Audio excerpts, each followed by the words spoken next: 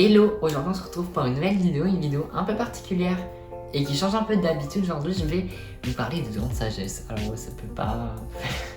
Car oui, je me suis donc fait enlever mes 4 dents de sagesse, donc j'ai donc fait l'opération des dents de sagesse. Et aujourd'hui je voulais vous partager mon ressenti, là, est-ce que si j'ai eu mal, enfin bref. Cette vidéo elle est destinée de tous ceux, surtout ceux qui vont se faire opérer de dents de sagesse, si vous stressez un peu. Bon après je suis très mal placée pour dire ça parce que j'ai un peu trop stressé, ça m'a fait quelque chose, enfin, je vous en parlerai plus tard dans la vidéo. Et à tous les autres, pour ceux qui veulent avoir un petit retour, qu'est-ce que ça fait, tout ça. Je tiens juste à préciser que cette opération, vous pouvez la faire à tout âge, à tout moment, elle vous tombe dessus. Voilà, moi elle m'est tombée à 14 ans, ce qui est très tôt. Enfin, aujourd'hui j'ai 15 ans, mais à ce moment-là j'avais 14 ans. Le faire à 14 ans, ça reste relativement tôt. Avant toute chose, je tiens à préciser que je ne suis pas du tout débarrassée encore. J'ai un rendez-vous de contrôle le 5 janvier. Donc à tout moment, le 5 janvier, elle me dit que c'est n'importe quoi, qu'il faut refaire, que c'est le bazar. Non, en vrai, non, parce que je le sens que ça se passe bien. Sauf là, où je sens que ça fait un peu... Bref, on verra. Alors, petite remise en contexte. Il faut savoir qu'en 5e, on m'a posé des bagues que j'ai gardées pendant un peu plus d'1 an. Alors, un peu plus d'1 an, franchement ça va, c'est vraiment pas énorme. Il y a des gens qui gardent des bagues pendant 3 ans, 4 ans, 5 ans, enfin bon, bref, moi je m'en sors extrêmement bien. On me les a donc enlevés en septembre 2021 et à partir de ce moment-là, je devais avoir un rendez-vous tous les 3 mois de contrôle pour voir si mes dents restaient en place, et donc oui, c'est bien le cas. Et le dernier rendez-vous, donc 1 an plus tard, donc en septembre 2022, donc c'est très récent, nouveau rendez-vous, et pour ce rendez-vous, je devais apporter une radio de mes dents faite 1 à 2 semaines avant le rendez-vous pour voir si oui ou non on devait m'enlever mes dents de sagesse. Il faut savoir qu'avant le rendez-vous de contrôle, j'avais vite fait ouvert ma radio pour voir mes dents, juste pour voir à quoi ça ressemblait, et je voyais mes dents de sagesse, elles poussaient comme ça, au lieu d'être comme ça, elles poussaient comme ça. Donc je le savais que j'allais me faire opérer, et donc le verdict tombe, oui, je dois me faire opérer. Alors, il faut savoir que tout est allé extrêmement vite. Mon rendez-vous de contrôle 1 an après, c'était je crois vers 7 septembre 2022. Et donc après ça, on a dû fixer un rendez-vous avec une chirurgienne. Et donc ce rendez-vous, ça tombait vers fin octobre, 26-27, enfin je sais plus trop. Et c'est notamment avec elle qu'on a fixé la date d'opération. Et donc la date gagnante, c'est donc le 1er décembre. Pourquoi cette date? Puisque je voulais le faire le plus vite possible pour être le plus vite débarrassé. Et si vous devez faire cette opération, ça sert à rien de la décaler le plus loin possible, puisqu'à un moment donné, vous allez devoir le faire un jour ou un autre. Donc ça sert à rien de décaler, et au contraire, faites-le le plus vite possible, comme ça vous êtes débarrassé, et comme ça diminue le risque que ça fasse n'importe quoi dans votre bouche. Parce que si on doit vous enlever les dents de sagesse, c'est que je pense qu'il y a une raison. Moi, le risque, c'était que ça bouge toutes mes dents, et que je reparte à zéro. Et donc quelques jours avant l'opération, j'avais un rendez-vous avec un anesthésiste pour qu'il me voie, pour qu'il prenne ma tension, mon stress, tout ça. Bon bref, à cet anesthésiste, ma mère a bien précisé que j'étais un angoissé de la vie. Et donc vient le jour de l'opération, le 1er décembre. Le 1er décembre, donc j'ai un réveil à 5h, parce que j'avais rendez-vous à l'hôpital à 6h45, étant donné que j'étais le premier à passer du service ambulatoire. Car oui, j'étais en ambulatoire, ça c'était vraiment bien, c'est-à-dire que le matin j'arrivais, en fin d'après-midi j'étais chez moi. Ça c'est le top.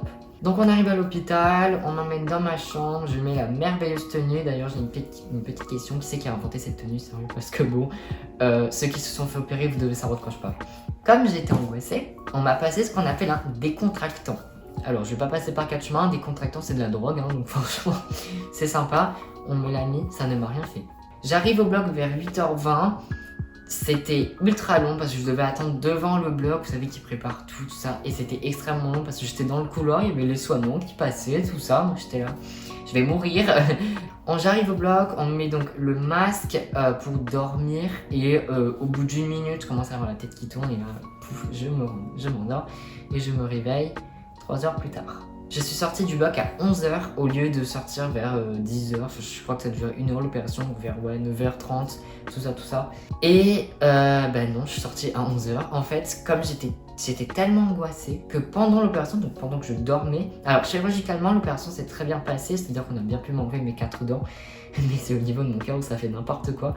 Au lieu d'être tout calme, de battre vers 60 BPM, donc battements par minute, donc c'est-à-dire d'être très calme, enfin voilà, quand vous dormez, votre cœur normalement il n'est pas censé battre très vite. Le mien il était à 150. Donc on m'a gardé, je ne sais pas ce qu'ils m'ont fait, ça se trouve j'ai été opérée du cœur sans que je le sache, bon non quand même pas. Par contre à mon réveil, j'étais complètement défoncée. Clairement, je pense qu'ils m'ont mis une dose de décontractant et que ça a bien marché. Parce qu'à mon réveil, je voyais tout et n'importe quoi. Et donc je suis revenue chez moi à 14h, enfin vers 14h. Et le reste de la journée, tout s'est très bien passé, j'ai pas eu de douleur ni de gonflement. C'est le lendemain où ça a commencé. Donc en rentrant chez moi, on m'a donc passé une belle fiche de consignes avec plein de consignes. Donc j'avais notamment, je devais prendre 3 médicaments différents 3 fois par jour, faire 4 bains de bouche par jour, puis le diluer au bout d'une semaine, mettre de la glace sur les joues pendant les 2 premiers jours. Postuler.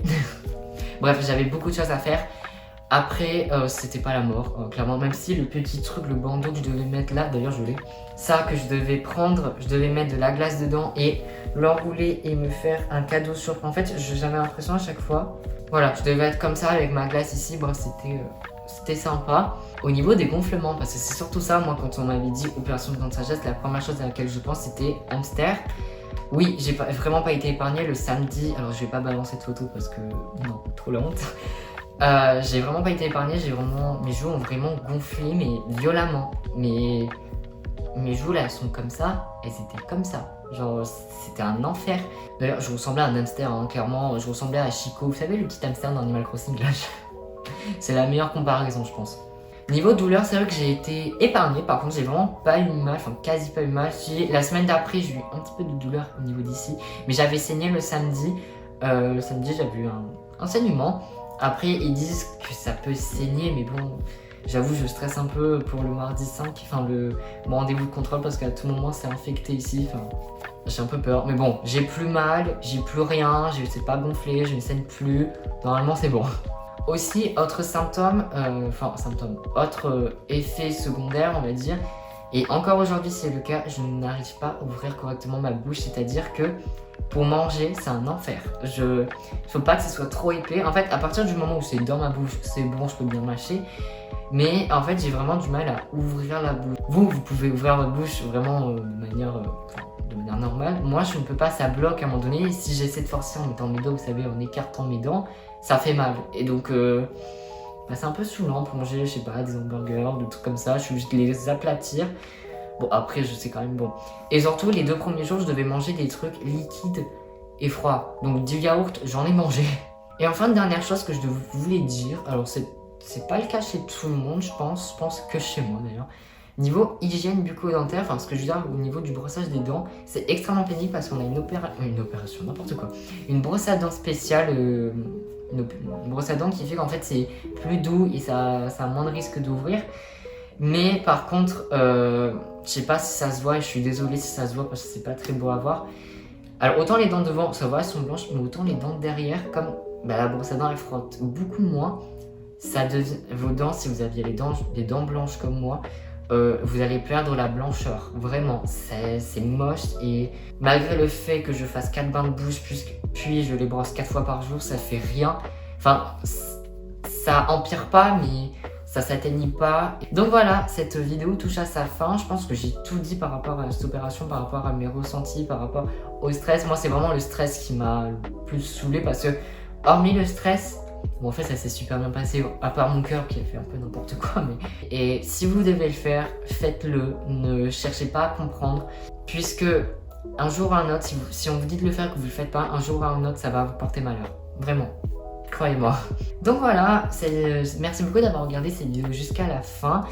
Normalement, j'essaie de vous retrouver pour mercredi prochain à 16 h. Je réfléchis, je pense que ce sera une vidéo un peu bizarre. Bon, je verrai pour ce que je ferai. En attendant, je vous souhaite de très belles fêtes de fin d'année. Si je ne vous retrouve pas mercredi prochain, je vous souhaite une bonne année 2023. Et puis moi, je vous dis bye bye.